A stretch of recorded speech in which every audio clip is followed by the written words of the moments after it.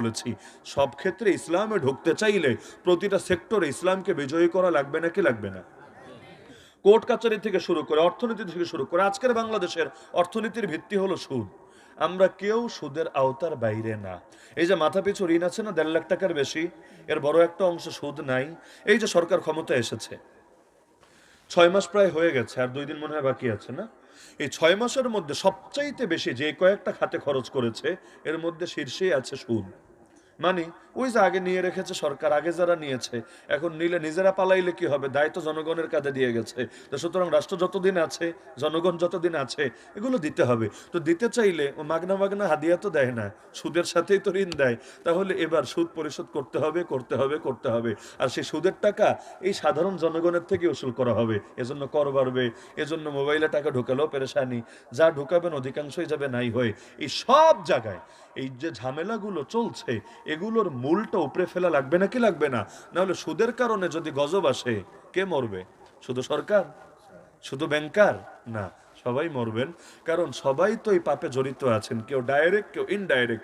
যতক্ষণ প্রতিবাদ না করবেন, এর বিরুদ্ধে দুর্বার আন্দোলন গড়ে না তুলবেন, আপনিও এই পাপে পাপী হবেন। কারণ নীরবতা সম্মতির লক্ষণ।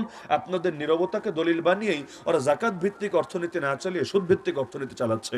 সুতরাং আমার মূল বার্তা একটাই, সব ক্ষেত্রে আল্লাহ যেহেতু পুরাপুরি ইসলামে ঢুকতে বলেছেন, পুরাপুরি, সুতরাং সব সেক্টরেও ইসলামকে বিজয়ী করতে হবেই হবে। কিভাবে বিজয়ী করবেন? ওই শুধু নির্বাচন আর ভোটাভুটির মাধ্যমে ইসলাম বিজয়ী হয়ে যাবে? হতে পারে, কিন্তু এটা তো সোজা না। অন্তত বর্তমান পর্যন্ত যে প্রেক্ষাপট আমাদের সামনে আছে, এটা সোজা না। 20টা, 50টা, 100টা আসন যদি পাওয়া যান, কিন্তু সব ক্ষেত্রে ইসলাম বিজয়ী করা এটা এত সোজা না। আর কিসের 50 আর কিসের 20, 5টা 10টা কি হয় না হয় ওগুলো নিয়ে টেনশনে থাকেন না। আর যখন ওরা টের পাবে, পার্শ্ববর্তী ইন্ডিয়া আর কাফেররা টের পাবে আপনি ইসলামকে নিয়ে এগিয়ে যেতে চাচ্ছেন, তখন বসে বসে ললিপপ খাবে না, যা করার তা করবে।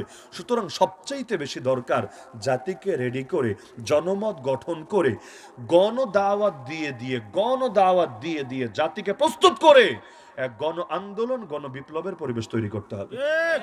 আল্লাহ রসুল মদিনা ইসলাম কায়েম করেছেন, নির্বাচন করেও না, ভোটাভুটি করেও না, যুদ্ধ করেও না, কোনোটাই না। যুদ্ধ লাগে নাই যুদ্ধ।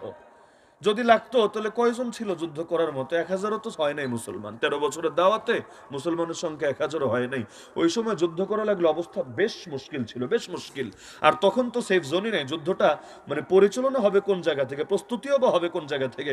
ওদিকে মক্কা থেকে চলে আসছেন, এদিকে মদিনায় যদি ঢুকতে না পারা যায়, তাহলে পরিস্থিতিটা বেশ গুরুতর হতো। অসম্ভব ছিল না, সম্ভব ছিল, কিন্তু বেশ কঠিন হতো, বেশ জটিল হতো। আল্লাহ তাআলা সহজ করে দিলেন। ওই যে মুসলমানদেরকে দাওয়াত দিয়ে দিয়ে তাদেরকে